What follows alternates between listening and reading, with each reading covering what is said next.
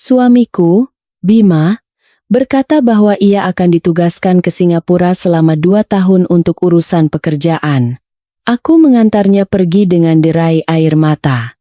Saat tiba di rumah, aku langsung mentransfer seluruh uang sebesar 8,5 miliar rupiah dari rekening bersama kami. Keesokan harinya, aku pergi ke pengadilan agama untuk mengajukan gugatan cerai. Terminal keberangkatan internasional Bandara Soekarno-Hatta penuh sesak oleh orang-orang. Aku menggenggam tangan Bima erat-erat. Air mataku mengalir tak terkendali. Bima, apa kita benar-benar harus berpisah selama 2 tahun penuh? Tanyaku dengan suara serak menahan tangis.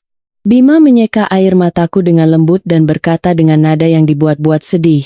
Anissa sayang, kamu tahu betapa pentingnya proyek ini untuk karierku. 2 tahun akan berlalu dengan cepat. Aku janji akan sering video call. Tapi aku akan sangat merindukanmu. Aku membenamkan wajahku di dadanya. Ia menepuk-nepuk punggungku dengan lembut. Dasar cengeng. Aku juga akan merindukanmu. Tapi ini adalah kesempatan luar biasa untuk masa depan kita.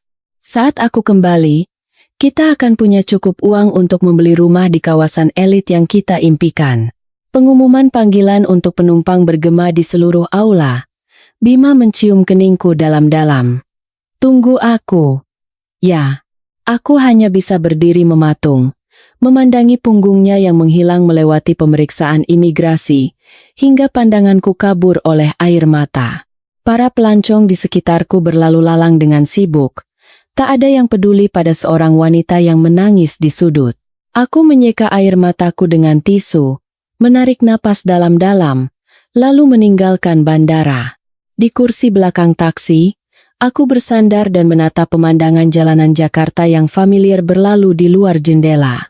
Sopir taksi melirikku dari kaca spion, habis mengantar seseorang yang bak. Aku mengangguk tanpa bicara.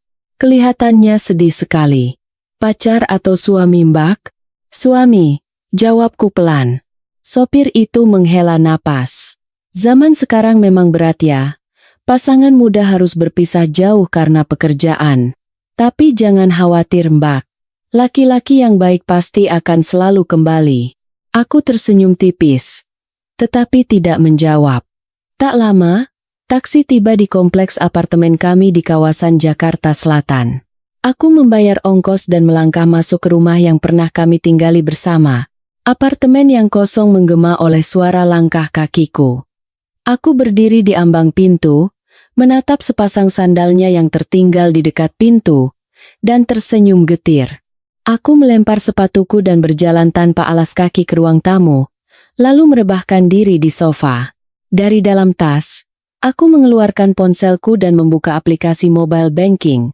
Saldo di rekening bersama kami terpampang dengan jelas. 8.548.217.000. Ini adalah seluruh tabungan kami selama 5 tahun pernikahan. Setiap bulan, seluruh gajiku langsung masuk ke rekening ini. Bima bilang itu lebih baik untuk manajemen keuangan. Aku mempercayainya, jadi aku tidak pernah bertanya-tanya. Aku percaya pada pernikahan kami, sampai 3 hari yang lalu. Sore itu, aku pulang kerja lebih awal, berniat memberinya kejutan. Saat mendekati gedung apartemen kami, aku melihatnya keluar dari sebuah kafe di seberang jalan bersama wanita lain. Wanita itu menggamit lengannya, dan mereka tertawa mesra. Aku membeku di tempat. Bima tidak melihatku. Ia mengantar wanita itu ke pinggir jalan dan memanggilkan taksi untuknya. Sebelum wanita itu masuk, Bima membungkuk dan mencium pipinya. Aku bersembunyi di balik sebatang pohon trem besi yang rindang. Jantungku terasa seperti diremas tang besi, membuatku sulit bernapas. Setelah taksi itu pergi, Bima berbalik dan berjalan menuju gedung kami. Aku tidak berani menemuinya. Sebaliknya, aku mengambil jalan memutar untuk pulang. Malam itu, Bima pulang seolah-olah tidak terjadi apa-apa. Anissa, maaf ya, tadi ada rapat mendadak di kantor sampai malam. Sudah makan? Ia mendekat dan mencium pipiku sekilas. Aku menahan keinginan untuk menghindar. Sudah. Aku sisakan makanan untukmu di meja, kataku sambil tersenyum. Wah, kamu memang yang terbaik, sayang. Ia tersenyum dan pergi ke dapur untuk menghangatkan makan malamnya. Aku duduk di ruang tamu, memperhatikan punggungnya yang bergerak, dan tiba-tiba ia terasa seperti orang asing. Setelah makan malam, Bima tiba-tiba berkata seolah baru teringat. Oh ya, Nisa. Ada proyek besar dari kantor di Singapura, dan mereka ingin aku yang memimpin. Sepertinya aku harus tinggal di sana selama 2 tahun. Tanganku gemetar. Hampir saja aku menumpahkan gelas air di genggamanku. 2 tahun? Itu lama sekali. Iya. Ini memang proyek jangka panjang, tapi ini kesempatan sekali seumur hidup. Bosku bilang, kalau aku berhasil, posisi wakil direktur sudah pasti jadi milikku saat aku kembali. Matanya berbinar penuh semangat. Lalu, bagaimana denganku? Tanyaku dengan suara lirih. Bima mendekat dan merangkul bahuku. Kamu tetap bekerja di sini. Aku akan kirim uang belanja setiap bulan. 2 tahun itu cepat kok. Saat aku kembali, hidup kita akan terjamin selamanya. Aku bersandar di bahunya dan memejamkan mata. Air mata mengalir tanpa suara di pipiku. Saat itu juga, aku mengerti segalanya. Ia pergi ke Singapura bukan karena proyek. Ia pergi untuk bersama wanita itu. Tugas kerja itu hanyalah sebuah kebohongan yang dirancang dengan rapi. Keesokan harinya, aku mengambil cuti.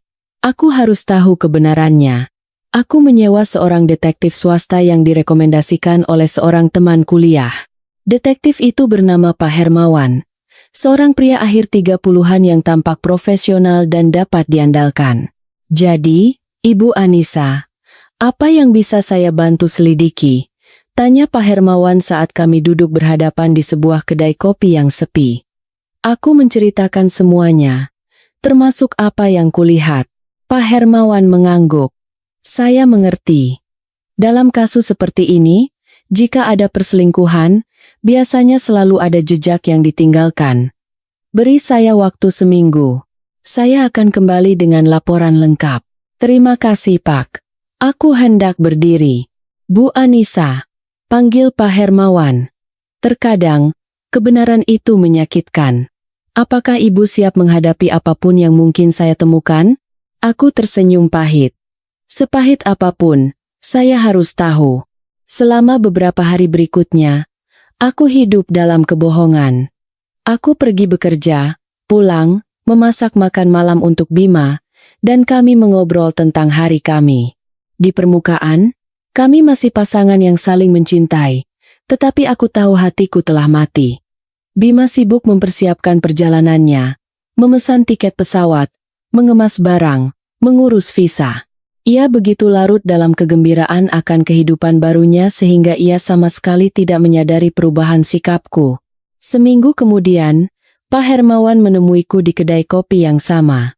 Ia menyerahkan sebuah amplop coklat besar. Ini laporannya, Bu Anissa. Aku menarik napas dalam-dalam dan membukanya. Di dalamnya ada setumpuk tebal foto dan dokumen. Setiap lembar foto terasa seperti pisau yang menusuk jantungku. Bima dan wanita itu bergandengan tangan berbelanja di Plaza Indonesia. Bima dan wanita itu check-in di sebuah hotel mewah di Bali. Bima dan wanita itu makan malam romantis di sebuah restoran di SCBD. Tanganku gemetar hebat. Suara Pak Hermawan terdengar sayup-sayup. Nama wanita itu Rania. Dia kepala tim pemasaran baru di perusahaan suami Anda. Mereka mulai bertemu 3 bulan lalu. Menurut penyelidikan saya, suami Anda memang akan ke Singapura, tapi bukan untuk perjalanan dinas. Pak Hermawan berhenti sejenak. Dia dan Rania akan pindah permanen ke sana. Dia sudah membeli sebuah apartemen di Singapura, dan uang mukanya dibayar dari rekening bersama kalian berdua. Dunia terasa berputar di sekelilingku. Ibu tidak apa-apa? Perlu saya ambilkan minum? Tanya Pak Hermawan cemas. Aku menggeleng, memaksa diriku untuk tenang dan terus membaca. Di dalam berkas itu, ada juga tangkapan layar percakapan pesan mereka. Rania, sayang, Sabar sedikit lagi ya.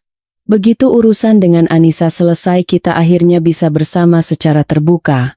Bima, aku akan sabar menunggumu, sayang. Lagi pula, sebagian besar uang dari rekening bersama sudah aku pindahkan. Rania, dia kan cuma perempuan biasa. Memangnya dia bisa apa? Bima, betul. Gajinya selama bertahun-tahun masuk semua ke rekening itu. Sudah aku investasikan. Tabungan pribadinya pasti hampir tidak ada. Setelah cerai, dia tidak akan bisa berbuat apa-apa. Rania, jadi, kapan kamu akan memberitahunya? Bima, tidak perlu. Aku akan pergi ke Singapura lebih dulu. 6 bulan lagi, aku akan bilang kalau aku bertemu orang lain di sana dan minta cerai. Dengan begitu, dia tidak akan membuat keributan. Aku yang minta cerai duluan. Jadi kalau dia mau melawan pun akan terlihat picik. Rania, Bima, kamu memang cerdas. Jadi kapan kita mulai mendekorasi rumah kita di Singapura? Bima, begitu aku sampai di sana. Jangan khawatir, kita akan memiliki kehidupan yang luar biasa. Aku menutup berkas itu, memejamkan mata, dan menarik napas panjang. 5 tahun pernikahan. Semuanya hanyalah sebuah penipuan yang direncanakan dengan matang. Bu Anissa, apa rencana Anda selanjutnya? Tanya Pak Hermawan sambil menyodorkan segelas air. Aku membuka mata. Tatapanku kini mantap. Saya akan menarik setiap rupiah terakhir dari rekening bersama itu. Apakah itu legal? Itu rekening bersama. Saya punya hak untuk mengakses dana tersebut, kataku dingin. Lagi pula, sebagian besar uang itu berasal dari gaji saya. Dia pikir saya ini bodoh yang hanya akan duduk manis menunggunya kembali lalu mencampakkan saya. Suruh dia mimpi saja. Pak Hermawan mengangguk. Saya mengerti. Jika ibu butuh bantuan hukum, saya bisa merekomendasikan seorang pengacara yang hebat. Terima kasih. Saya sangat membutuhkannya. Saat meninggalkan kedai kopi, aku tidak pulang. Aku langsung menuju bank. Petugas bank tampak terkejut dengan jumlah yang ingin aku transfer. Ibu, ini jumlah yang sangat besar. Apakah ibu yakin ingin mentransfer seluruhnya? Ya, saya yakin. Ke rekening pribadi saya. Baik. Silakan masukkan PIN Anda. Aku menekan angka-angka itu dan melihat layar berkedip. Transfer berhasil. Gelombang kelegaan menyelimutiku. Seluruh 8,5 miliar rupiah itu kini ada di rekening pribadiku. Itu adalah uang yang pantas kudapatkan. Harga dari darah dan air mataku selama 5 tahun terakhir. Saat tiba di rumah, Bima belum kembali. Aku duduk di sofa dan mulai merenungkan 5 tahun pernikahan kami. Kami bertemu melalui teman. Saat itu, aku baru lulus kuliah dan bekerja sebagai copywriter di sebuah agensi periklanan kecil. Bima 3 tahun lebih tua dariku dan sudah menjadi manajer proyek di sebuah perusahaan multinasional. Ia dewasa, mapan, dan menawan. Ia mengejarku tanpa henti, dengan bunga, hadiah, dan antar jemput setiap hari. Ia bilang ia jatuh cinta pada pandangan pertama, bahwa aku adalah wanita paling tulus dan baik hati yang pernah ia temui. Aku luluh oleh kata-kata manisnya dan segera setuju menjadi pacarnya. Setahun kemudian, kami menikah. Pernikahan kami tidak mewah, tetapi hangat dan penuh cinta. Aku pikir aku telah menemukan pria yang akan menemaniku seumur hidup. Pernikahan kami tampak bahagia. Bima memperlakukanku dengan baik. Ia makan malam bersamaku setiap malam, dan kami pergi jalan-jalan di akhir pekan. Kupikir, beginilah seharusnya sebuah pernikahan. Tapi jika dipikir-pikir sekarang, begitu banyak detail yang janggal. Bima selalu bersikeras agar gajiku dimasukkan ke rekening bersama untuk perencanaan keuangan. Tapi selama bertahun-tahun itu, aku tidak pernah sekalipun melihat laporan rekeningnya. Aku tidak tahu kemana uang itu pergi. Ia sering mengaku pulang terlambat karena pekerjaan. Tetapi ketika aku meneleponnya, aku sering mendengar suara latar yang bising seperti di bar atau restoran. Ia acuh tak acuh pada keluargaku, selalu mencari alasan untuk tidak mengunjungi orang tuaku saat Lebaran.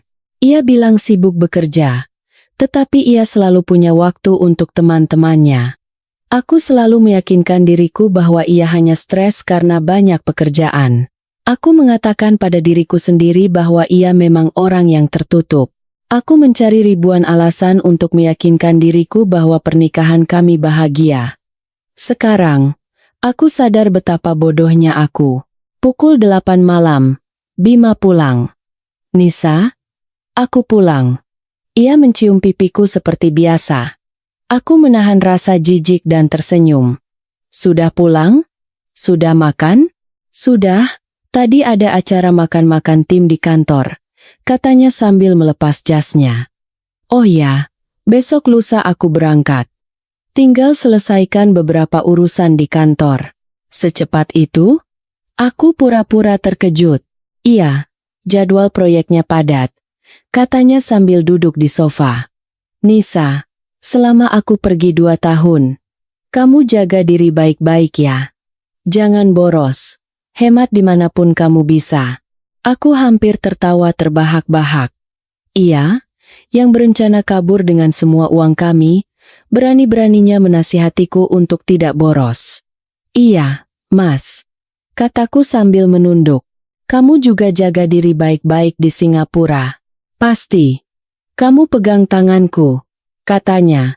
Nanti kalau aku pulang, kita beli rumah besar yang selalu kita inginkan itu, lalu kita punya anak. Anak dengan Rania. Aku hanya tersenyum dan tidak berkata apa-apa. Malam itu kami tidur di ranjang yang sama seperti biasa, tapi aku terus terjaga. Pria yang berbaring di sampingku berencana kabur dengan wanita lain menggunakan seluruh harta kami, dan aku masih harus memainkan peranku dalam sandiwara ini. Keesokan harinya, aku pergi bekerja seperti biasa. Saat makan siang, aku menelepon pengacara yang direkomendasikan Pak Hermawan. Selamat siang. Saya Anissa. Saya mendapat kontak ibu dari Pak Hermawan. Saya ingin berkonsultasi tentang perceraian. Tentu, Bu. Silakan ceritakan situasinya. Suara pengacara itu terdengar profesional dan menenangkan. Aku menceritakan semuanya padanya. Setelah mendengar ceritaku, pengacara bernama Ibu Ratna itu berkata, berdasarkan apa yang ibu sampaikan, suami ibu telah melakukan perselingkuhan dan berniat menggelapkan aset perkawinan. Tindakan ibu memindahkan uang dari rekening bersama ke rekening pribadi secara hukum tidak bermasalah. Itu adalah harta Gonogini, dan ibu berhak mengelolanya. Jadi, jika saya mengajukan gugatan cerai sekarang, apa yang bisa saya harapkan? Tanyaku. Pertama, karena suami ibu adalah pihak yang bersalah, ibu bisa menuntut nafkah iddah dan mut'ah sebagai kompensasi. Kedua, mengenai pembagian harta, jika kita bisa membuktikan bahwa sebagian besar dana di rekening bersama berasal dari gaji ibu bisa menuntut bagian yang lebih besar. Selain itu, jika suami ibu membeli properti di luar negeri dengan dana perkawinan, properti itu juga menjadi objek pembagian. Analisisnya memberiku jalan yang jelas. Dokumen apa saja yang perlu saya siapkan? Akta nikah, KTP dan kartu keluarga, bukti perselingkuhan, daftar aset, dan laporan rekening koran. Mulai kumpulkan semua itu, lalu kita bisa atur waktu bertemu untuk membahas lebih detail. Setelah menutup telepon, aku mulai menyiapkan dokumen. Akta nikah dan identitas kami ada di laci di rumah. Pak Hermawan sudah memberiku seluruh bukti perselingkuhan. Laporan rekening koran bisa dicetak secara online. Semuanya sudah siap. Dalam perjalanan pulang, ibuku menelepon. Nisa, kata Bima dia mau kerja ke Singapura? Ya? Iya, Bu. Tugas dari kantor. Jawabku tenang. Lalu kamu sendirian di rumah? Tidak apa-apa, tanya ibuku cemas. Tidak apa-apa, Bu. Anissa kan sudah dewasa. Bisa jaga diri. Tapi 2 tahun itu lama loh. Kenapa tidak ikut saja? Bu, pekerjaanku di sini. Aku tidak bisa berhenti begitu saja. Lagi pula, dia ke sana untuk bekerja. bukan untuk tinggal selamanya. Aku tidak perlu ikut. Ibuku menghela napas. Begitu, ya? Ya sudah, jaga diri baik-baik. Kalau butuh apa-apa, telepon ibu. Setelah menutup telepon, aku tersenyum getir. Aku tidak bisa membayangkan betapa sedihnya ibuku jika tahu aku akan segera bercerai. Tapi aku tidak menyesal. Lebih baik mengakhiri pernikahan tanpa cinta daripada menderita di dalamnya. Saat tiba di rumah, Bima sedang mengemasi barang-barangnya. Sebuah koper besar penuh dengan pakaian dan perlengkapan mandi. "Nisa, coba lihat, ada yang kurang tidak?" tanyanya sambil menoleh padaku. Aku berjalan mendekat dan melirik isinya. Sepertinya sudah semua. Bagus. Ia menutup resleting kopernya. Aku berangkat besok. Malam ini, kita makan malam yang enak di luar. Ya? Semacam perpisahan kecil. Boleh. Aku memaksakan senyum. Kami pergi ke sebuah restoran mewah di pusat kota. Tempat di mana kami kencan pertama dan selalu merayakan hari jadi kami. Bima memesan anggur merah, steak, dan tiramisu kesukaanku. "Nisa, aku tahu 2 tahun ini akan berat untukmu," katanya sambil mengangkat gelasnya. "Tapi saat aku kembali, aku janji akan menebusnya." Aku mengangkat gelasku dan mendentingkannya ke gelasnya. "Aku akan menunggumu." Anggur itu terasa pahit. Seperti pernikahan kami, manis di luar, tetapi getir di dalam. "Oh ya, setelah aku pergi, kalau kamu butuh uang, ambil saja dari rekening bersama," kata Bima. "Aku sudah sisakan cukup banyak untukmu." Aku hampir tersedak. Tidak ada yang tersisa di rekening itu, dan ia masih berani bilang telah menyisakan cukup untukku. "Iya, Mas," kataku, fokus memotong steakku. "Nisa," Bima tiba-tiba memegang tanganku. "Aku tahu kamu akan kesepian selama 2 tahun ini, tapi kamu harus menungguku. Hubungan kita ini kuat. Kita pasti bisa melewatinya." Aku menatap matanya yang tampak tulus. Jika aku tidak melihat buktinya, aku mungkin benar-benar akan mempercayainya. "Aku akan menunggumu," kataku. Malam itu, kami pulang larut. Bima minum cukup banyak dan terus berbicara tentang rencana masa depan kami sepanjang perjalanan pulang. Ia bilang saat kembali, kami akan pindah ke rumah yang lebih besar. Saat kembali, kami akan pergi bulan madu kedua ke Maladewa. Saat kembali, kami akan punya anak. Mendengar kata-katanya, aku hanya merasa ironis. Ia mungkin akan mewujudkan semua janji itu, tetapi dengan Rania. Aku hanyalah batu loncatan dalam hidupnya. Pagi saat aku mengantar Bima ke bandara, aku memakai riasan yang lebih tebal dari biasanya, terutama eyeshadow gelap, agar tangisanku terlihat lebih meyakinkan. Bima menarik kopernya, dan aku menggamit lengannya. Kami tampak seperti pasangan yang saling mencintai, sedang memerankan adegan perpisahan yang menyakitkan. "Nisa, jangan menangis. 2 tahun itu cepat, kok," kata Bima sambil menyeka air mataku. "Aku tahu. Aku hanya tidak tega melihatmu pergi, Isaku. Dasar cengeng." Ia memelukku. "Jaga diri baik-baik, ya." "Iya."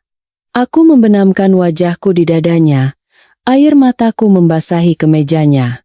Waktu keberangkatan tiba. Bima memberiku ciuman terakhir. "Tunggu aku. Aku akan menunggumu," kataku sambil tersenyum. Aku berdiri di sana, mengawasinya melewati gerbang keamanan. Sosoknya semakin kecil hingga akhirnya menghilang. Banyak orang di sekitarku sedang mengucapkan selamat tinggal. Ada yang menangis, ada yang tertawa.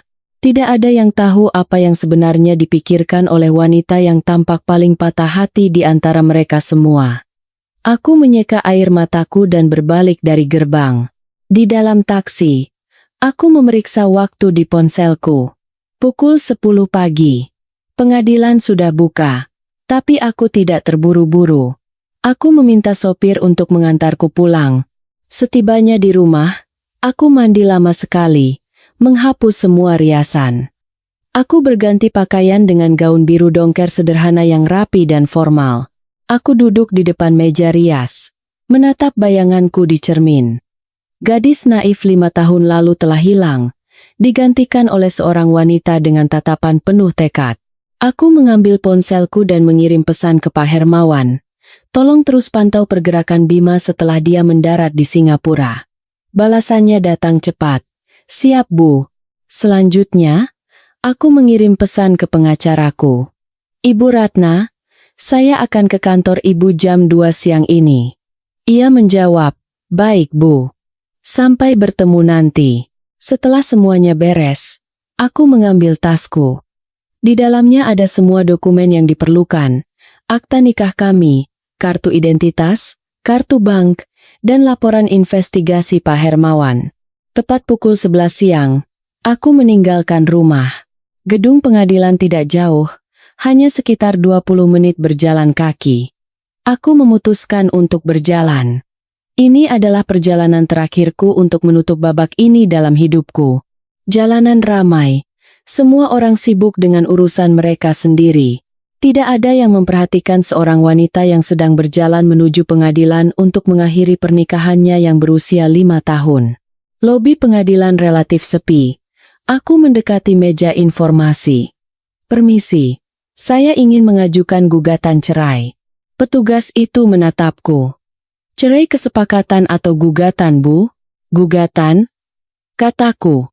Kalau begitu, Ibu harus mendaftarkan gugatan terlebih dahulu. Setelah ada putusan, baru Ibu bisa mengurus akta cerai di sini, jelasnya. Aku terdiam sejenak. Kukira aku bisa langsung mengajukan di sini. Apa saja yang perlu saya siapkan untuk mendaftarkan gugatan? Petugas itu memberiku selembar daftar periksa. Silakan ikuti persyaratan di daftar ini. Aku mengambil daftar itu dan melihatnya. Aku sudah memiliki semua yang kubutuhkan. Terima kasih. Aku berbalik dan meninggalkan gedung. Sepertinya aku terlalu menyederhanakan masalah. Perceraian bukan hanya soal mengatakan ingin berpisah. Ini adalah proses hukum. Aku mengeluarkan ponsel dan menelepon pengacaraku. Ibu Ratna, saya baru saja dari pengadilan. Mereka bilang saya harus mendaftarkan gugatan dulu. Betul, Bu Anissa. Karena suami ibu sekarang berada di luar negeri, kita tidak bisa melakukan perceraian atas kesepakatan bersama. Kita harus melalui proses litigasi, kata Ibu Ratna. Silakan datang ke kantor saya sore ini. Kita akan menyusun strategi. Baik, Bu. Setelah menutup telepon, aku berdiri di luar gedung pengadilan, memperhatikan orang-orang berlalu lalang. Beberapa pasangan tersenyum bahagia, mungkin akan mendaftarkan pernikahan mereka. Yang lain tampak muram, mungkin baru saja menyelesaikan perceraian. Pernikahan itu seperti benteng, pikirku. Orang di luar ingin masuk, dan orang di dalam ingin keluar.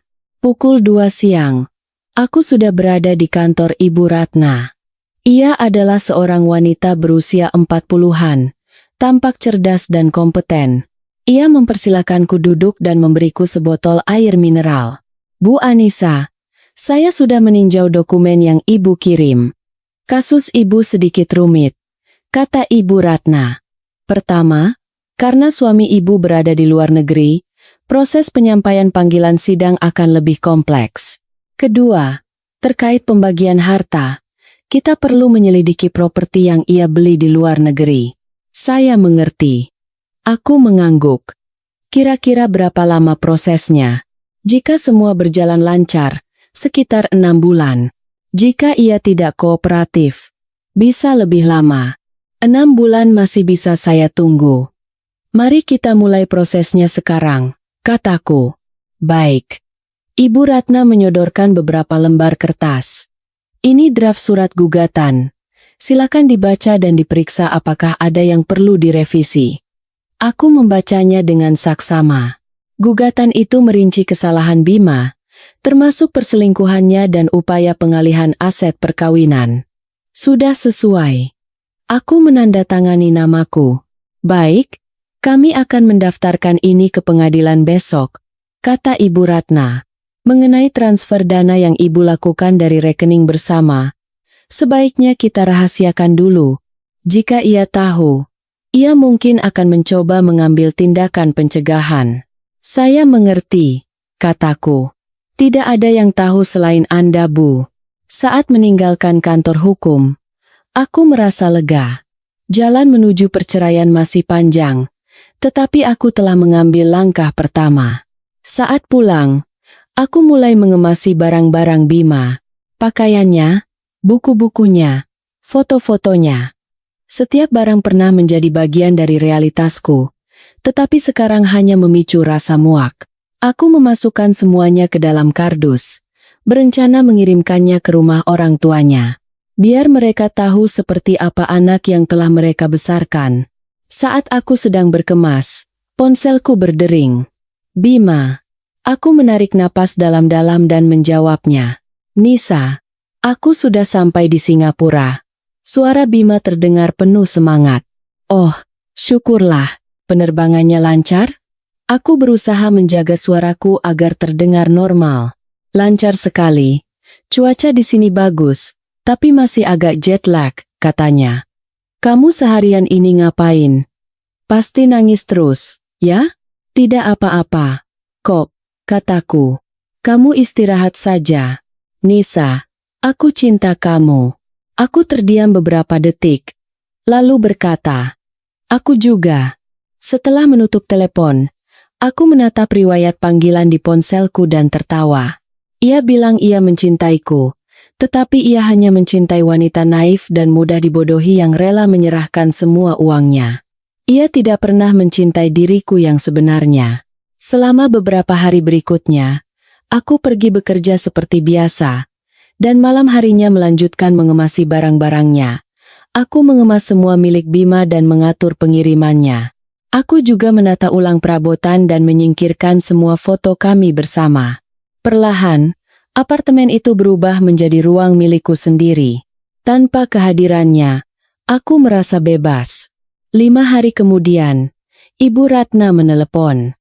Bu Anissa, gugatan sudah didaftarkan dan diterima oleh pengadilan. Cepat sekali, kataku terkejut. Ya, dokumen ibu sangat lengkap, jadi prosesnya lancar, katanya. Selanjutnya, pengadilan akan mengeluarkan panggilan sidang untuk suami ibu. Ia harus memberikan jawaban dalam waktu yang ditentukan. Jika tidak, pengadilan bisa menjatuhkan putusan verstek tanpa kehadiran tergugat. Baik, saya mengerti. Setelah menutup telepon, aku menghela napas panjang. Semuanya berjalan sesuai rencana. Malam itu, Bima melakukan video call. Di layar, ia berada di sebuah ruangan asing dengan jendela kaca besar yang menampilkan pemandangan kota di malam hari. Nisa, lihat, ini apartemenku di Singapura, katanya sambil memutar ponselnya. Keren, kan? Aku menatap apartemen yang bergaya itu dan mencibir dalam hati. Pasti ini apartemen yang ia beli dengan uang kami. Keren sekali, kataku. Kamu tinggal sendirian? Iya. Ini apartemen studio dari kantor, katanya sambil tersenyum. Tapi rasanya agak kosong. Akan sempurna kalau kamu ada di sini. Aku hampir tertawa. Ia mungkin tinggal di sana bersama Rania dan masih terus bersandiwara. Nanti kalau kamu pulang, kita akan bersama lagi. Kataku, iya. Aku kangen kamu. Setelah panggilan berakhir, aku duduk termangu di sofa. Kemampuan akting pria itu benar-benar luar biasa. Jika aku tidak melihat buktinya dengan mata kepala sendiri, aku mungkin akan tertipu seumur hidupku. Seminggu kemudian, Pak Hermawan mengirimiku laporan baru. Isinya adalah foto-foto Bima dan Rania di Singapura. Mereka berbelanja bersama, memasak bersama, berjalan-jalan bersama. Mereka tampak seperti pasangan pengantin baru. Ada juga foto mereka di sebuah agen properti. Catatan Pak Hermawan berbunyi, mereka sedang mencari rumah di Perth, Australia, dan berencana mengambil KPR atas nama perusahaan suami Anda. Aku menyimpan semua foto itu sebagai bukti baru.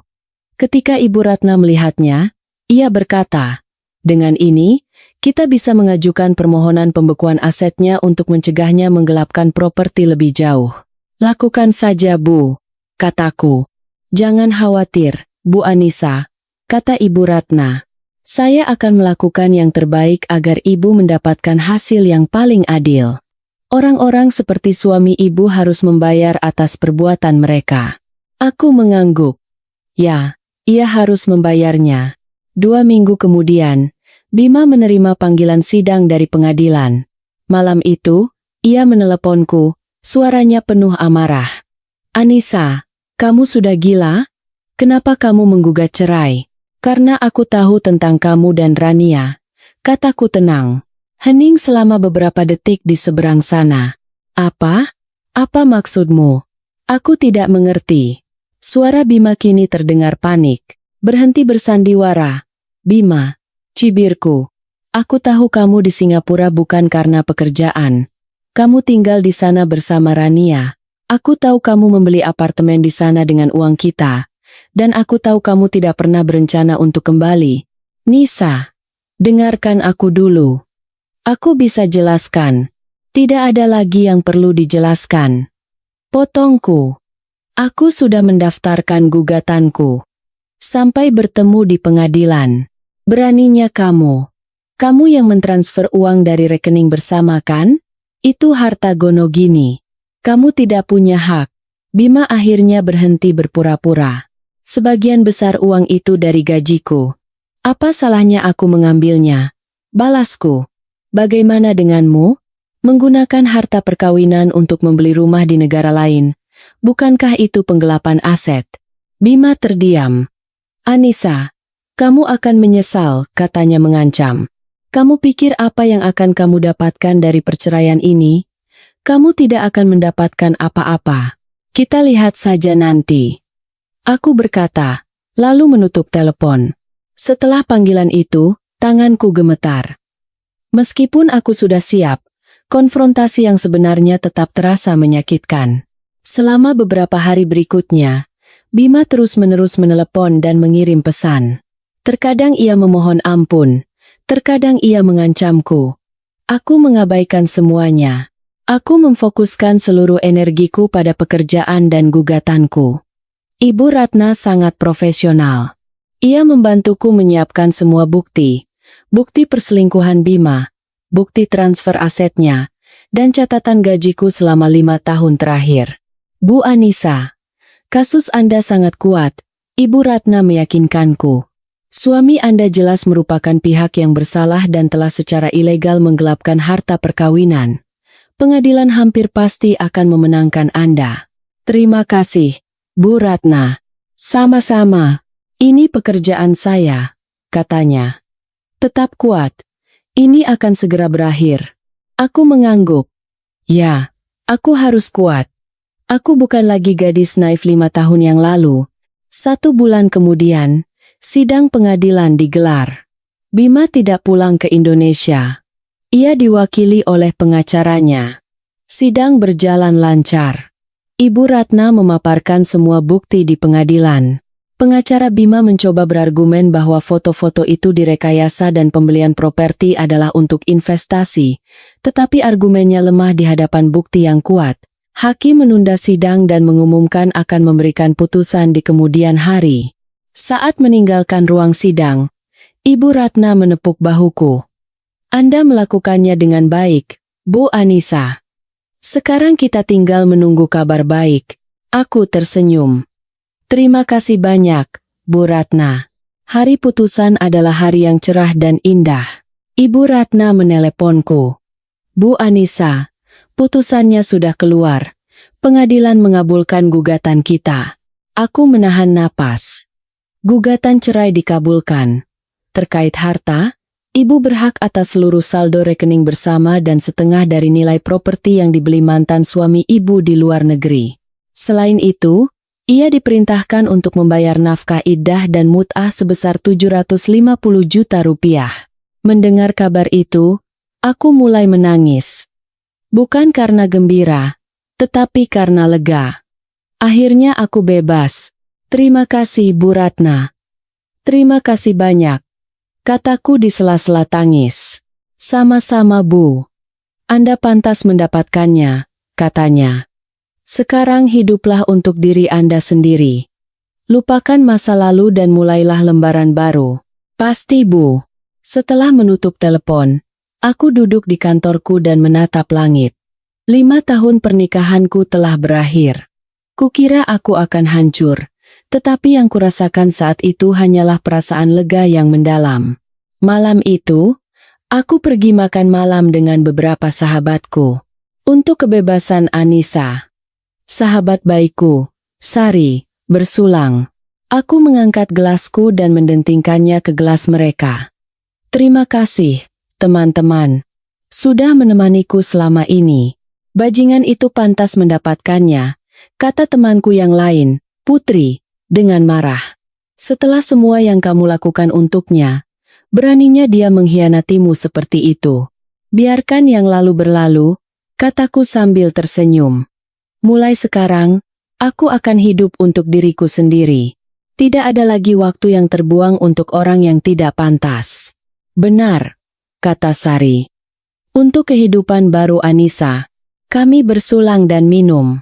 Kehidupan setelah perceraian tidak seperti yang kubayangkan. Kukira aku akan menangis setiap malam, tetapi kenyataannya aku merasa bebas.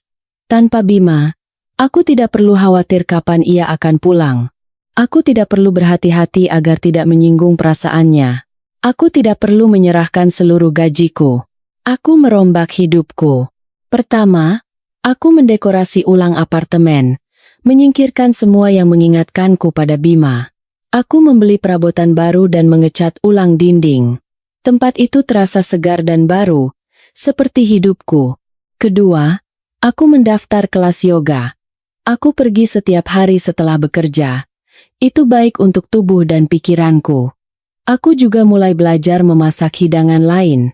Dulu saat bersama Bima, aku selalu memasak makanan barat kesukaannya. Sekarang, aku bisa memasak apapun yang ingin kumakan. Aku juga mulai bepergian. Aku mengemasi tasku dan pergi ke semua tempat yang selalu ingin kukunjungi tetapi tidak pernah punya kesempatan. Aku bertemu orang-orang menarik dan mendengar cerita-cerita yang memukau. Aku menyadari bahwa dunia ini jauh lebih besar dari pernikahanku yang gagal, dan ada banyak hal lain yang layak dikejar. 6 bulan kemudian, Ibu Bima datang menemuiku. Nisa, tolong, tidak bisakah kamu memaafkan Bima? Katanya sambil memegang tanganku, matanya merah. Aku menarik tanganku dengan lembut. Maaf, Tante, saya tidak bisa, tapi kalian sudah menikah 5 tahun. Hubungan kalian begitu dalam, bagaimana bisa berakhir seperti ini? Pintanya, hubungan tidak bisa dipertahankan oleh satu orang saja, kataku tenang. Bima mengkhianati saya. Itu fakta. Saya tidak bisa memaafkannya. Dia hanya khilaf sesaat. Dia tergoda oleh wanita jalang itu, katanya dengan emosional. Dia sudah putus dengannya. Dia ingin kembali padamu. Aku tertawa dingin. Apakah dia putus dengannya?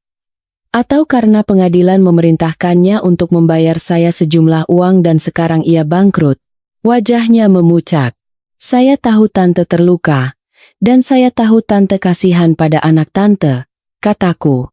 Tapi tolong mengerti posisi saya juga. Saya dan Bima sudah bercerai. Tidak akan ada kesempatan untuk kembali bersama. Tolong jangan temui saya lagi. Setelah mengatakan itu, aku berbalik dan pergi. Aku bisa mendengar isak tangisnya di belakangku. Tetapi aku tidak menoleh. Aku tahu aku terdengar kejam. Tapi aku tidak menyesal. Aku telah memberi Bima kesempatan. Dialah yang menyia-nyiakannya. Beberapa bulan kemudian, aku bertemu seorang pria di tempat kerja bernama Rizky. Ia adalah kepala tim baru di departemen pemasaran, beberapa tahun lebih tua dariku, dewasa, mapan, dan sangat menawan. Kami berkenalan melalui sebuah proyek kerja. Ia sangat baik padaku dan sering membantuku dalam urusan pekerjaan. Suatu hari, ia mengajakku makan malam. Anissa, saya dengar Anda sudah bercerai. katanya terus terang. Aku sedikit terkejut, tetapi mengangguk. Iya, apakah Anda sedang dekat dengan seseorang saat ini? Tanyanya sambil menatap mataku. Aku menggeleng. Tidak. Kalau begitu, bolehkah saya mencoba mendekati Anda? Katanya tulus. Mungkin ini terlalu cepat, tapi saya benar-benar menyukai Anda, Anissa. Saya suka kemandirian, kekuatan, dan kebaikan hati Anda. Saya ingin menjaga Anda, melindungi Anda, dan memberi Anda keluarga yang hangat. Aku menatap matanya yang tulus dan merasakan getaran di hatiku. Tapi aku tetap menggeleng. Maaf, Rizky. Saya belum siap untuk memulai hubungan baru saat ini. Saya mengerti, katanya. Kalau begitu, saya akan menunggu. Berapa lama pun. Saya akan menunggu. Malam itu, aku pulang dan duduk di balkon, menatap bintang-bintang. Mungkin suatu hari nanti, aku akan percaya pada cinta lagi. Tapi untuk saat ini, aku hanya ingin mencintai diriku sendiri. Setahun kemudian, putusan pengadilan dieksekusi. Bima membayar semua kewajibannya, termasuk mentransfer uang tunai senilai setengah dari properti di Singapura kepadaku. Ditambah dengan 8,5 miliar rupiah dari rekening bersama, aku kini memiliki tabungan hampir 10 miliar rupiah. Ini lebih dari cukup untuk hidup dengan nyaman. Aku menggunakan sebagian uang itu untuk membuka sebuah kedai kopi kecil di lantai dasar gedung apartemenku. Tidak besar, tetapi nyaman dan hangat. Setiap pagi, aku membuat kopi untuk para pelanggan. Sore hari, aku duduk di dekat jendela, membaca buku, dan menikmati sinar matahari. Hidup menjadi sederhana dan indah. Suatu hari, Sari datang ke kedai kopiku. Nisa, kamu terlihat sangat bahagia sekarang, katanya. Iya, aku tersenyum. Aku juga merasakannya. Pernah menyesal? Tanyanya tiba-tiba. Aku berpikir sejenak dan menggeleng. Tidak ada penyesalan. Pernikahan itu memberiku banyak rasa sakit, tapi itu juga membuatku tumbuh. Aku belajar bagaimana melindungi diriku sendiri, bagaimana untuk tidak percaya secara membabi buta, dan yang terpenting, bagaimana mencintai diriku sendiri. Kamu akan percaya pada cinta lagi? Aku menatap sinar matahari yang masuk melalui jendela dan tersenyum. Iya, tapi lain kali, aku akan lebih berhati-hati, lebih rasional. Aku tidak akan pernah lagi mengorbankan diriku demi cinta. Sari mengangguk setuju. Kamu telah berubah menjadi lebih baik. Ya, aku telah berubah. Aku bukan lagi gadis naif yang mudah ditipu. Aku telah menjadi wanita mandiri dan kuat yang tahu apa yang ia inginkan. 2 tahun kemudian, suatu sore, sesosok yang familiar masuk ke kedai kopiku. Bima. Ia tampak kuyu, dengan beberapa uban di rambutnya. Anissa, panggilnya. Ada perlu apa? Aku menatapnya dengan tenang. Aku ingin minta maaf, katanya. Aku minta maaf atas segalanya. Aku tidak berkeksi apa-apa, hanya menatapnya. Aku tahu aku telah melakukan banyak hal buruk. Aku telah menyakitimu, lanjutnya. Aku sangat menyesal sekarang, tapi aku tahu sudah terlambat. Aku hanya ingin mengatakan maaf padamu. Baik. Sudah kudengar, kataku. Ada lagi? Bima tampak terkejut. Ia menggeleng. Kalau begitu, silakan pergi, kataku sambil menunjuk ke pintu. Ia menatapku, matanya penuh kepahitan. Anissa, apa kamu sama sekali tidak membenciku? Aku berpikir sejenak. Dulu, aku membencimu, sangat membencimu sampai aku ingin balas dendam. Tapi sekarang tidak lagi. Aku sadar membenci seseorang itu melelahkan. Kamu tidak pantas mendapatkan energi itu. Apa kamu bahagia sekarang? Tanyanya. Sangat bahagia. Aku tersenyum. Jauh lebih bahagia daripada saat aku bersamamu. Kalimat itu seperti belati yang menusuk jantungnya. Ia tersenyum pahit, berbalik, dan meninggalkan kedai kopi.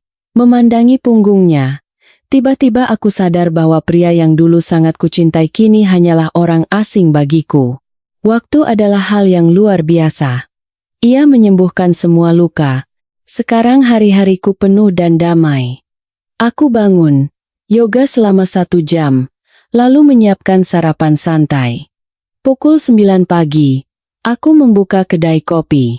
Untuk makan siang, aku membuat sesuatu yang sederhana seperti pasta atau sandwich.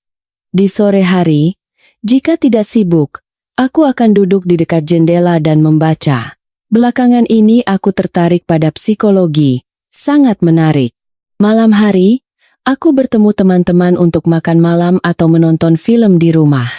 Di akhir pekan, aku pergi mendaki ke taman nasional terdekat atau mengunjungi galeri seni. Hidup ini tenang, tetapi indah. Yang terpenting, aku telah menemukan diriku kembali. Aku tidak perlu bergantung pada siapapun. Aku bisa menjalani hidupku secara mandiri dan menghadapi dunia dengan caraku sendiri. 6 bulan lalu, Rizky mengajakku berkencan lagi. Anissa, aku sudah menunggumu selama 2 tahun, katanya. Aku tahu kamu telah melalui banyak hal, dan aku tidak akan memaksamu. Tapi aku hanya ingin kamu tahu bahwa aku masih di sini, menunggu. Saat itu, aku merasa mungkin aku bisa memberinya kesempatan. Rizky, kataku. Aku bersedia mencoba. Ia sangat gembira dan memelukku erat. Benarkah? Aku tersenyum. Tapi aku harus jujur. Aku belum tahu apakah aku sudah mencintaimu. Aku hanya bersedia memberi kita kesempatan. Itu sudah cukup. Itu lebih dari cukup, katanya. Aku akan membuktikan dengan tindakanku bahwa aku layak mendapatkan cintamu. Kami telah bersama selama 3 bulan sekarang. Ia pria yang sangat baik, penuh perhatian, pengertian, dan suportif. Ia menghargai pendapatku, mendukung karierku, dan tidak pernah memaksaku melakukan apapun yang tidak kuinginkan. Bersamanya terasa nyaman dan membebaskan. Mungkin, beginilah seharusnya cinta sejati terasa. Bukan badai gairah, melainkan aliran yang tenang. Bukan kepemilikan, melainkan rasa hormat. Bukan pengekangan, melainkan kebebasan. Aku tidak tahu bagaimana masa depan kami, tetapi aku bersedia mencoba. Karena aku percaya, selama aku cukup mencintai diriku sendiri, cukup mandiri, dan cukup kuat, aku tidak akan pernah terluka lagi. Beberapa hari yang lalu, seorang kenalan lama yang juga mengenal Bima mengirimiku pesan. Ia mengatakan Bima dan Rania telah putus. Rania meninggalkannya begitu tahu ia bangkrut. Bima sekarang berjuang sendirian untuk bertahan hidup di Singapura. Ia bertanya apakah aku bisa meminjamkan sejumlah uang untuk membantunya melewati masa sulit ini. Aku melihat pesan itu dan tersenyum. Aku membalas, "Maaf, saya tidak bisa membantu." Lalu aku memblokir nomor itu. Bukan karena aku kejam, tetapi karena aku tahu masalahnya adalah akibat dari perbuatannya sendiri. Ketika ia mengkhianatiku, membohongiku, dan menyakitiku, apakah ia pernah memikirkan perasaanku? Sekarang setelah ia sengsara, ia mengingatku. Maaf, aku bukan tempat sampah daur ulang. Aku bukan tempat untuk menampung beban emosional seseorang. Aku hanya ingin mencintai diriku sendiri dan menjalani hidupku. Minggu lalu, aku menghadiri reuni kampus. Semua orang saling bertukar kabar. Beberapa mendapat promosi, beberapa baru saja memiliki anak kedua, dan beberapa bercerai. Ketika giliranku tiba, aku berkata, "Aku sudah bercerai. Aku mengelola sebuah kedai kopi. Aku punya pacar baru, dan aku sangat bahagia." Semua orang terkejut, lalu memberiku selamat. Seorang teman bertanya, "Nisa, kamu tidak menyesal bercerai? Bagaimanapun, kalian sudah menikah 5 tahun. Aku menggeleng. Tidak ada penyesalan. Jika aku tidak bercerai, aku mungkin akan hidup dalam kebohongan seumur hidupku. Perceraian itu menyakitkan, tapi itu membuatku menemukan diriku kembali." "Kamu benar-benar berani," kata teman yang lain. Banyak wanita dalam posisimu mungkin akan memilih bertahan demi keluarga. Saat itu kami belum punya anak, jadi pilihannya lebih mudah, kataku. Dan aku percaya keluarga yang tidak bahagia justru lebih berbahaya bagi seorang anak. Semua orang mengangguk setuju. Malam itu, aku minum sedikit. Saat tiba di rumah, aku berdiri di balkon, menatap lampu-lampu kota. Aku teringat diriku 3 tahun lalu, wanita yang mengantar suaminya dengan air mata. Saat itu, kukira duniaku akan berakhir. Tapi sekarang, inilah aku. Hidup jauh lebih baik dari sebelumnya. Aku telah membuktikan bahwa seorang wanita tidak perlu bergantung pada siapapun untuk memiliki kehidupan yang luar biasa. Hari ini, seorang tamu istimewa datang ke kedai kopi. Seorang gadis muda, mungkin awal 20-an. Ia memesan latte, lalu duduk di sudut dan menangis diam-diam. Aku menghampirinya dan bertanya dengan lembut. Perlu tisu? Ia mengangkat kepalanya. Terima kasih. Aku memberinya tisu dan duduk di seberangnya.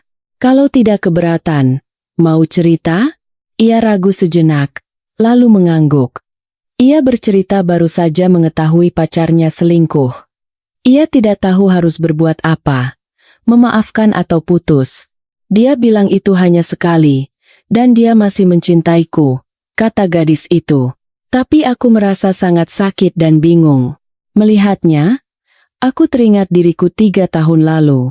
Dengarkan aku, kataku tulus. Tidak ada yang namanya selingkuh hanya sekali. Yang ada adalah 0 kali atau berkali-kali. Jika kamu memaafkannya kali ini, ia akan melakukannya lagi. Dan orang yang benar-benar mencintaimu tidak akan pernah menyakitimu seperti ini. Tapi kami sudah bersama selama 3 tahun. Aku tidak ingin menyia-nyiakan semua itu. Isak gadis itu. 3 tahun memang waktu yang lama, kataku. Tetapi jika hubungan itu hanya memberimu rasa sakit, itu tidak layak dipertahankan. Kamu harus belajar mencintai dirimu sendiri. Menghargai dirimu sendiri. Jangan sia-siakan masa mudamu untuk orang yang tidak pantas. Gadis itu menatapku. Air mata berkilauan di matanya. Anda benar. Saya tahu apa yang harus saya lakukan. Aku tersenyum. Pilihan yang bagus. Kamu akan menemukan seseorang yang jauh lebih baik. Melihatnya pergi. Tiba-tiba aku merasa pengalamanku bisa membantu orang lain. Mungkin inilah makna dari rasa sakit. Ia membuat kita tumbuh, dan membantu orang lain untuk tumbuh juga. 3 bulan kemudian, suatu malam saat aku sedang menutup kedai kopi, ponselku berdering, nomor tak dikenal. Saat aku menjawab, suara seorang wanita berkata, apakah ini dengan Ibu Anissa Wardani? Iya, betul. Saya Sersan Dewi dari Kepolisian Singapura, katanya. Saya perlu memberitahu Anda mengenai situasi terkait mantan suami Anda, Bima Prakoso. Jantungku berdebar kencang. Ada apa, Bu? Pak Bima telah ditangkap atas tuduhan penipuan investasi dan penggelapan dana, kata Sersan itu. Menurut investigasi kami, ia telah menjalankan skema Ponzi selama beberapa tahun, melibatkan dana lebih dari 200 miliar rupiah. Aku terkejut. Selain itu, lanjut Sersan itu, sebelum ditangkap, ia meninggalkan surat untuk disampaikan kepada Anda. Dalam surat itu, ia menyatakan bahwa sebagian dana yang ia gunakan untuk membeli properti di Perth berasal dari dana ilegal ini. Pihak kejaksaan saat ini sedang dalam proses penyitaan aset tersebut, yang mungkin akan melibatkan Anda. Tanganku yang memegang ponsel mulai gemetar. Juga, Sersan itu berhenti sejenak. Pak Bima menyatakan bahwa ia tidak pernah mencintai Anda dan menikahi Anda hanya demi. Suara di seberang telepon terus berbicara, tapi aku tidak bisa lagi mendengarnya. Aku menatap layar ponselku dan melihat panggilan lain masuk. ID peneleponnya adalah Rizky. Aku ragu sejenak, lalu berkata pada Sersan itu, "Baik, saya mengerti," dan menutup telepon. Tetapi saat aku akan menjawab telepon Rizky, pintu kedai kopi terbuka dengan kasar. Seorang pria asing masuk dengan tergesa-gesa dan menatapku tajam. "Anissa," Aku salah satu kreditur Bima. Kamu harus membayar utangnya. Aku menatap pria asing di depanku, memaksa diriku untuk tetap tenang. Beberapa pelanggan yang masih tersisa terkejut dengan gangguan tiba-tiba itu. Tenang dulu, Pak, kataku setenang mungkin. Saya dan Bima sudah bercerai. Utangnya bukan tanggung jawab saya. Bukan tanggung jawabmu. Pria itu mencibir. Kamu istrinya. Apa kamu tidak tahu tentang utang bersama suami istri? Bima berutang padaku 5 miliar. Kamu harus membayarnya. Anda harus menunjukkan surat perjanjian utang, kataku. Dan bukti bahwa utang ini terjadi selama pernikahan kami dan digunakan untuk kebutuhan hidup kami bersama. Jika tidak, saya tidak punya kewajiban untuk membayarnya. Pria itu terkejut. Jelas tidak menyangka reaksi seperti ini. Tepat pada saat itu, Rizky masuk dengan tergesa-gesa. Ia pasti khawatir karena aku tidak menjawab teleponnya. Nisa, kamu tidak apa-apa? Katanya, melangkah ke depanku untuk menghalangi pria itu. Pak, apapun masalahnya, kita bisa bicarakan dengan tenang. Kalau Bapak terus membuat keributan, saya akan panggil polisi. Kamu siapa? Tanya pria itu waspada. Saya pacar Anissa, kata Rizky. Mengenai utang yang Anda sebutkan kita bisa selesaikan melalui jalur hukum. Jika Anda terus membuat keributan di sini, saya akan memanggil polisi. Pria itu memandangi kami dan pelanggan lain di dalam kedai. Akhirnya, ia mendengus. Baik, kita bertemu di pengadilan. Ia berbalik dan pergi. Rizky menutup pintu dan merengkuhku dalam pelukannya. Kamu pasti takut sekali. Aku bersandar di dadanya. Jantungku masih berdebar kencang. Aku berpura-pura berani, padahal sebenarnya aku takut. Aku senang kamu di sini, bisikku. Bodoh. Kan sudah kubilang aku akan menjagamu, katanya sambil menepuk punggungku lembut. Utang apa itu tadi? Aku menceritakan padanya tentang telepon dari polisi. Setelah mendengar semuanya, alis Rizky berkerut. Bima itu, apa lagi yang dia lakukan? Aku sama sekali tidak tahu. Aku menghela napas. Kupikir setelah cerai, urusanku dengannya sudah selesai. Aku tidak menyangka semua ini. Jangan khawatir, kata Rizky. Besok kita temui pengacaramu bersama. Kamu sudah bercerai, dan asetmu sudah dibagi secara hukum. Aktivitas kriminal dan utangnya di luar negeri tidak ada hubungannya denganmu. Aku mengangguk, tapi rasa cemas masih ada. Malam itu, aku tidak bisa tidur. Kata-kata sersan polisi itu terus terngiang di benakku. Pak Bima menyatakan bahwa ia tidak pernah mencintai Anda dan menikahi Anda hanya demi apa? Demi mencuri uangku? Atau ada motif lain? Tiba-tiba aku sadar bahwa sejak awal, aku mungkin hanyalah pion dalam permainan rumitnya. Keesokan harinya, Rizky mengantarku ke kantor Ibu Ratna. Setelah mendengar cerita lengkapnya, ia menghela napas lega. Bu Anissa, Anda tidak perlu terlalu khawatir. Pertama, Anda dan Pak Bima sudah bercerai, dan aset Anda sudah dibagi secara hukum.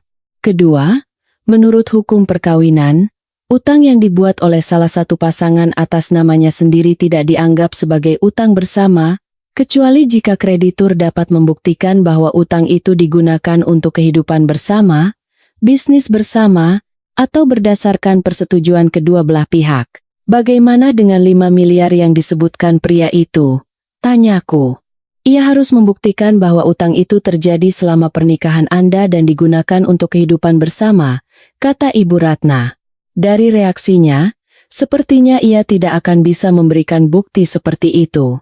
Dan bagaimana jika sebagian uang yang digunakan Bima untuk membeli apartemen di Perth memang berasal dari kegiatan ilegalnya, seperti yang dikatakan polisi?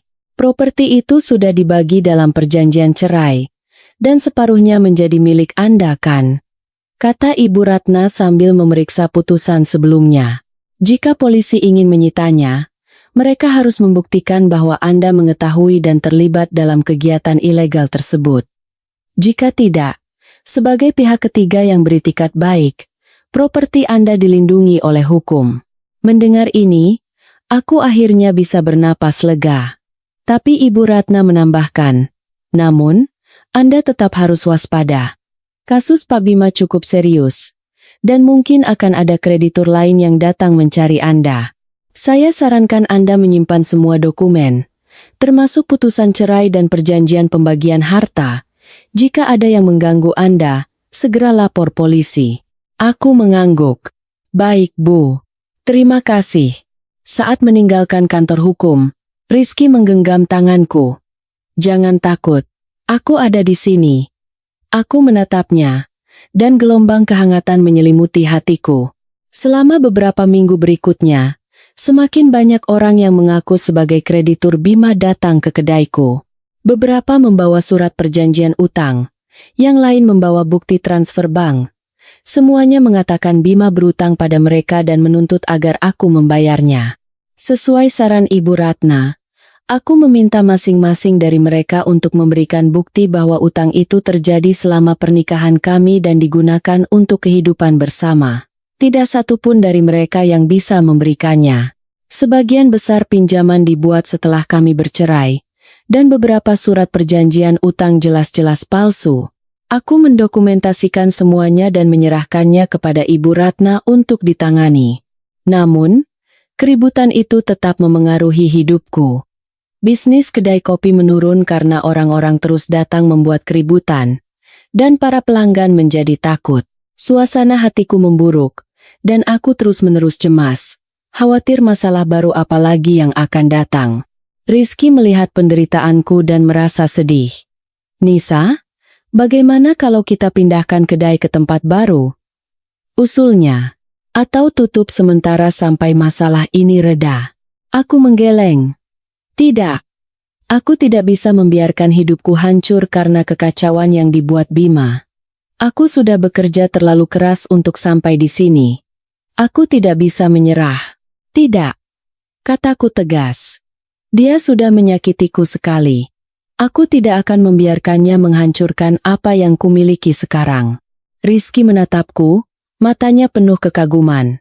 Baik, aku mendukungmu. Tapi janji, kalau ada masalah yang tidak bisa kamu tangani, beritahu aku. Aku janji. 1 bulan kemudian, akhirnya ada titik terang. Kabar datang dari kepolisian Singapura. Kasus Bima sudah jelas.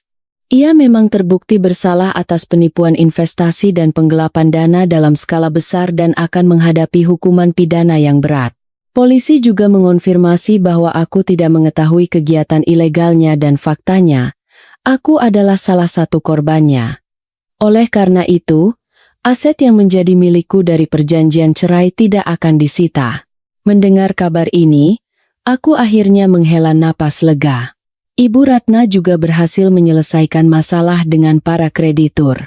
Melalui proses hukum, semua utang dikonfirmasi sebagai utang pribadi Bima dan tidak ada hubungannya denganku. Perlahan, orang-orang yang membuat masalah berhenti datang, dan bisnis kedai kopi kembali normal. Hidupku akhirnya kembali ke jalurnya. Tapi aku tahu pengalaman ini memberiku pelajaran berharga. Kukira perceraian adalah akhir yang bersih. Tetapi masa lalu seseorang selalu menemukan cara untuk memengaruhi masa kini. Aku harus lebih berhati-hati dan lebih waspada dalam hidupku.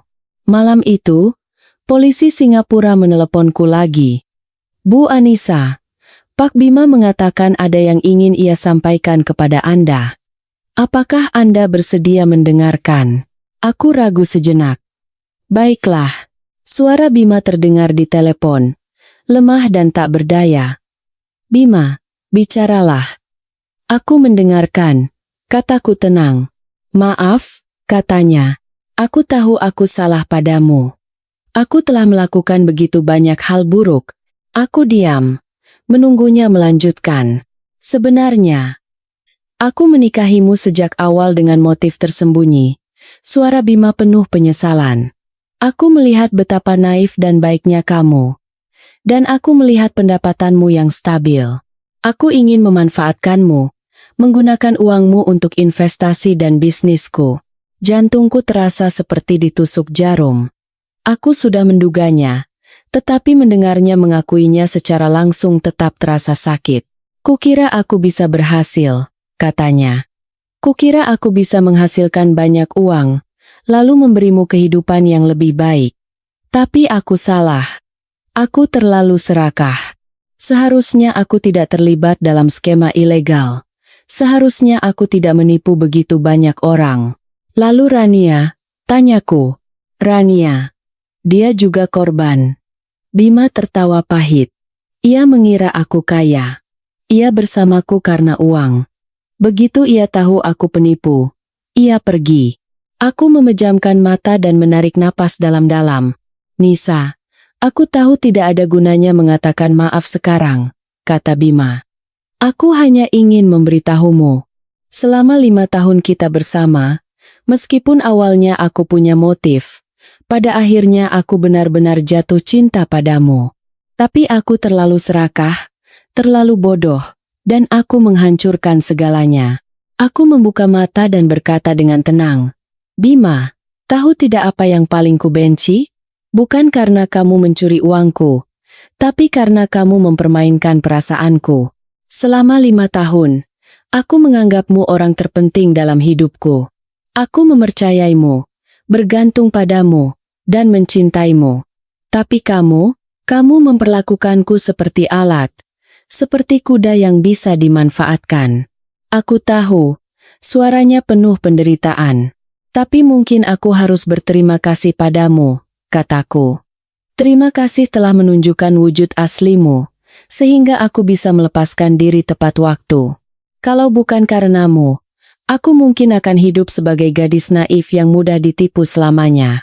Nisa, ini terakhir kalinya kita bicara, potongku. Mulai sekarang, kita berjalan di jalan masing-masing. Aku harap kamu merenungkan perbuatanmu di penjara dan menjadi orang yang lebih baik. Setelah mengatakan itu, aku menutup telepon. Setelah panggilan itu, aku duduk termangu di sofa. Rizky datang dan duduk di sampingku. Masih sedih? Aku menggeleng. Bukan sedih. Hanya sedikit menyesal. Menyesali apa? Menyesali 5 tahun itu. Menyesal pernah mencintai orang yang begitu tidak berharga. Kataku. Tapi aku tidak menyesali pengalamannya. Karena itu membuatku tumbuh. Membuatku lebih kuat. Rizky menggenggam tanganku. Tahu tidak apa yang paling kukagumi darimu, Nisa? Ketahananmu. Kamu telah melalui begitu banyak rasa sakit, tapi kamu tidak membiarkannya menghancurkanmu. Sebaliknya, kamu menjadi lebih mandiri, lebih berani. Aku menatapnya. Gelombang kehangatan menyebar di hatiku. Rizky, terima kasih sudah ada di sampingku selama ini, kataku. Tanpamu, aku mungkin tidak akan bisa melewatinya. Bodoh. Kita kan pasangan. Tentu saja aku ada di sini, katanya. Dan aku yang harus berterima kasih karena kamu memberiku kesempatan untuk menjagamu dan mencintaimu. Malam itu, kami berbicara lama sekali. Kami berbicara tentang masa lalu, masa kini, dan masa depan. Rizky bilang ia ingin menikahiku dan memberiku sebuah keluarga. Aku bilang padanya aku bersedia. Tapi aku butuh waktu. Aku perlu memastikan ia benar-benar mencintaiku. Bukan hanya kasihan atau ingin menyelamatkanku. Ia bilang ia mengerti dan akan menunggu. Berapa lama pun. Saat itu, aku akhirnya mengerti apa itu cinta sejati. Bukan badai yang penuh gairah. Melainkan aliran yang tenang dan lembut. Bukan kepemilikan dan kontrol. Melainkan rasa hormat dan pengertian. Bukan menuntut seseorang berubah untukmu, melainkan menerima mereka apa adanya. 6 bulan kemudian, bisnis kedai kopi berkembang pesat. Aku mempekerjakan 2 karyawan, Chloe, yang nama Indonesianya Ayunda, seorang lulusan baruku, dan Maria, yang nama Indonesianya Mieke, seorang wanita berusia 40-an. Ayunda cepat belajar, dan Mieke rajin dan menjaga kebersihan kedai. Dengan bantuan mereka, hidupku menjadi jauh lebih mudah. Aku mulai punya lebih banyak waktu untuk diriku sendiri. Aku mendaftar kursus fotografi dan menemukan kegembiraan dalam mengabadikan kehidupan melalui lensa. Aku juga mulai menulis. Menulis tentang pengalamanku dan mengirimkannya ke beberapa majalah gaya hidup. Mengejutkan. Beberapa artikelku diterbitkan. Dan aku menerima banyak surat dari pembaca. Banyak dari mereka mengalami pengalaman serupa. Terluka dalam pernikahan. Dan tidak tahu harus berbuat apa. Aku membalas setiap surat. Mendorong mereka untuk berani dan membuat pilihan mereka sendiri. Aku mengatakan pada mereka bahwa seorang wanita tidak perlu bergantung pada siapapun untuk memiliki kehidupan yang luar biasa. Aku mengatakan pada mereka bahwa meninggalkan seseorang yang tidak mencintaimu bukanlah kegagalan, melainkan sebuah kelahiran kembali. Aku mengatakan pada mereka bahwa untuk menemukan kebahagiaan sejati, pertama-tama mereka harus belajar mencintai dan menghargai diri sendiri.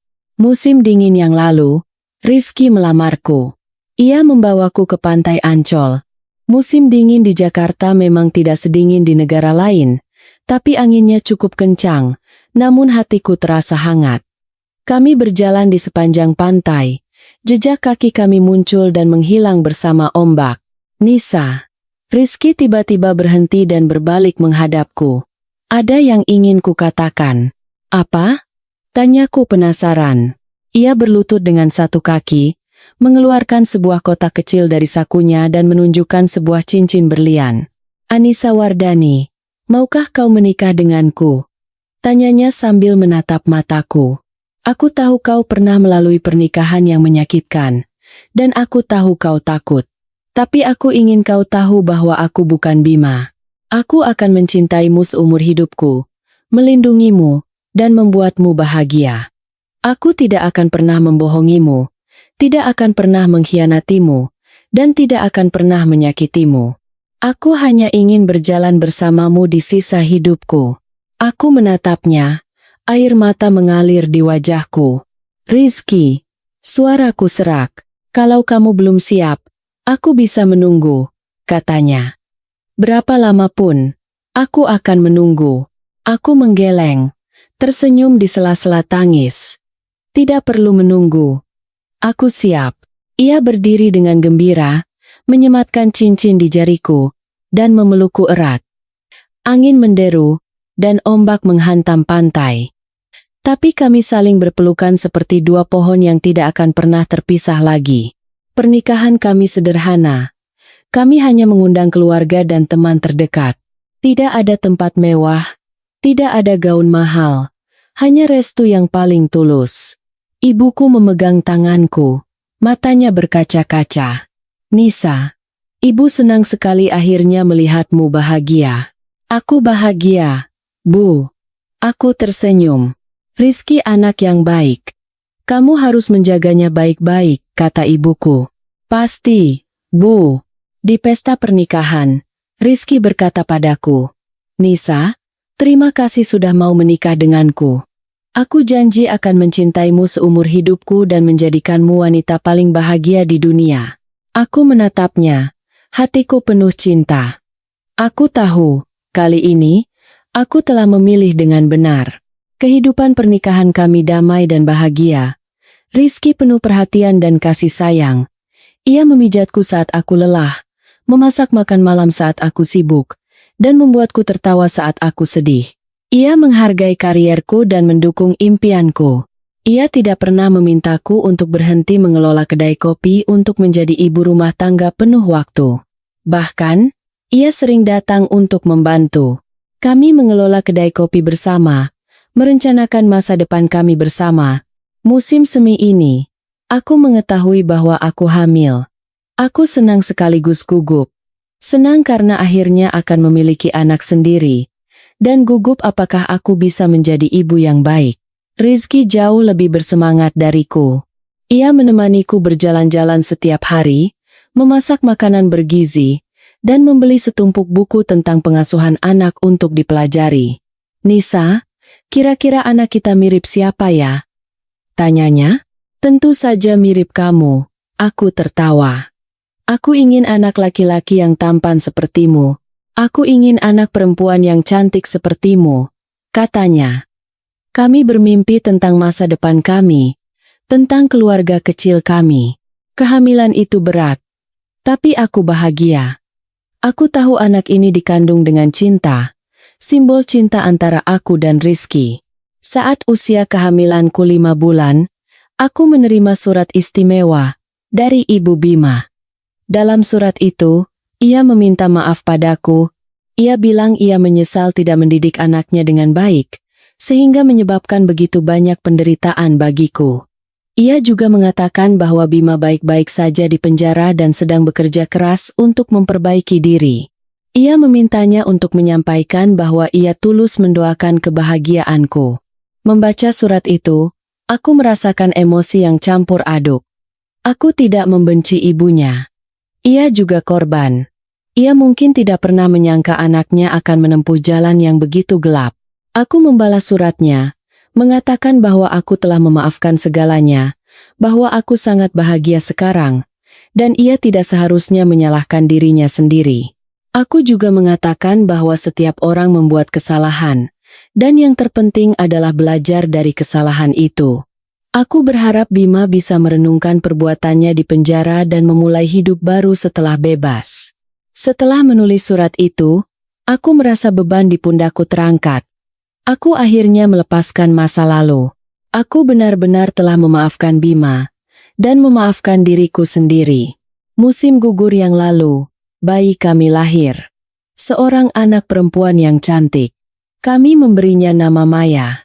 Aku berharap ia tumbuh di dunia yang penuh cinta dan memiliki kehidupan yang damai dan bahagia. Sambil menggendong putriku, aku teringat diriku yang dulu, yang naif dan mudah ditipu. Aku harus melalui begitu banyak rasa sakit untuk menjadi diriku yang sekarang. Aku akan membagikan pengalamanku dengan putriku. Aku akan mengajarinya bagaimana melindungi diri, mencintai diri, dan membedakan mana yang benar dan salah. Aku akan memberitahunya bahwa seorang wanita bisa lembut tetapi tidak lemah, bisa baik tetapi tidak bodoh, dan bisa mencintai, tetapi harus mencintai dirinya sendiri terlebih dahulu. Sekarang, hidupku penuh dan bahagia.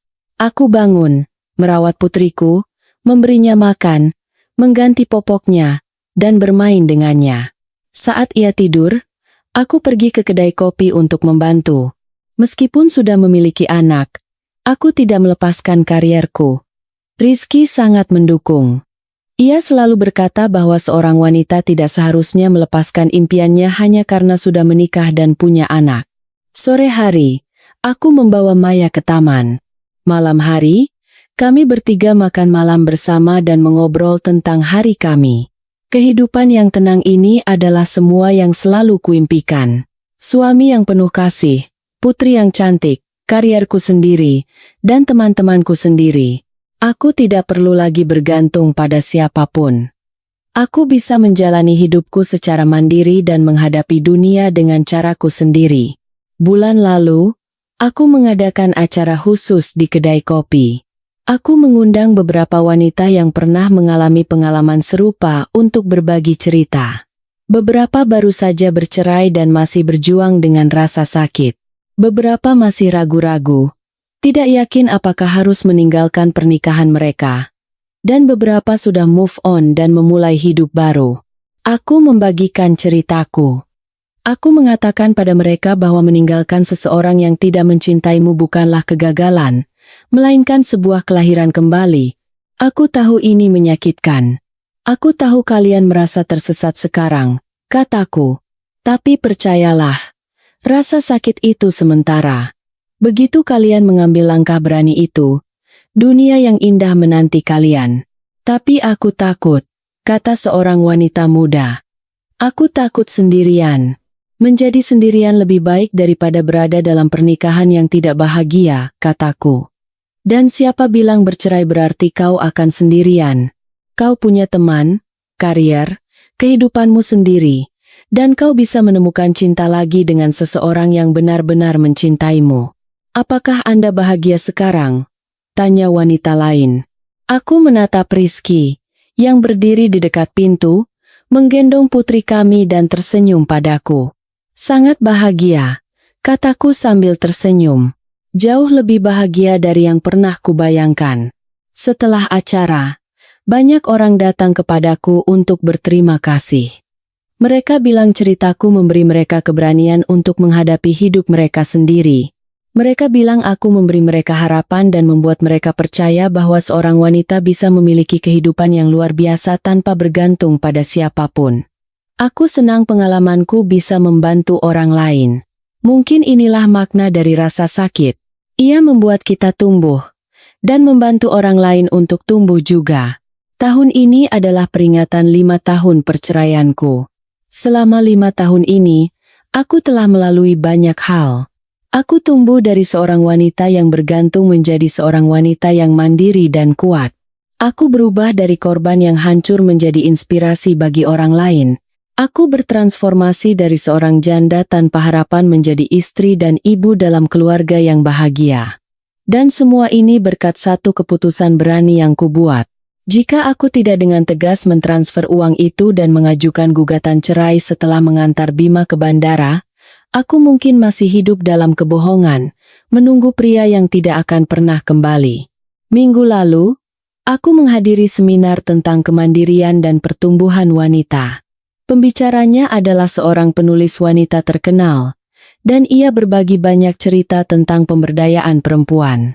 Mendengarkan kata-katanya, aku merasa sangat tersentuh.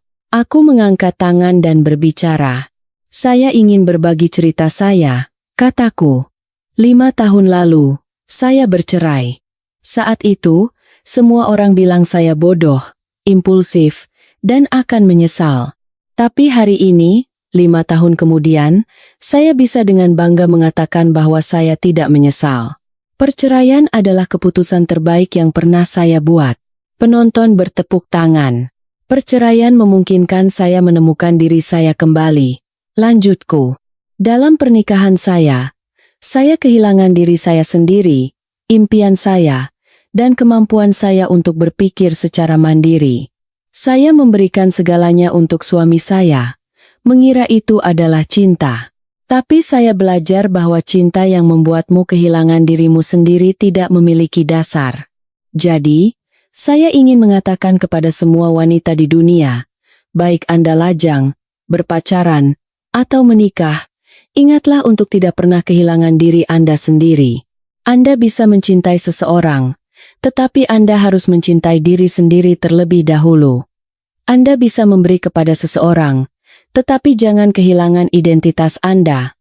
Karena hanya ketika Anda kuat dan mandiri, Anda akan menemukan kebahagiaan sejati. Ruangan itu kembali bergemuruh dengan tepuk tangan. Setelah seminar, banyak orang datang kepadaku, ingin mendengar lebih banyak tentang ceritaku. Aku dengan senang hati berbagi. Aku berharap pengalamanku bisa membantu lebih banyak wanita belajar untuk mencintai, menghargai, dan melindungi diri mereka sendiri. Tadi malam, putriku mengucapkan kata ibu untuk pertama kalinya. Aku menangis haru. Aku memeluknya erat dan berbisik dalam hati, "Anakku sayang, ibu akan selalu mencintai dan melindungimu. Ibu akan membesarkanmu di dunia yang penuh cinta, dan kau akan tumbuh menjadi gadis yang mandiri, kuat, dan baik hati." Rizky datang dan merangkul kami berdua. Kita akan melindunginya bersama. Aku bersandar di bahunya, menatap putriku dalam pelukanku, dan hatiku dipenuhi kebahagiaan. Inilah kehidupan yang selalu kuinginkan. Suami yang penuh kasih, putri yang cantik, karierku sendiri, dan teman-temanku sendiri. Aku tidak perlu lagi bergantung pada siapapun.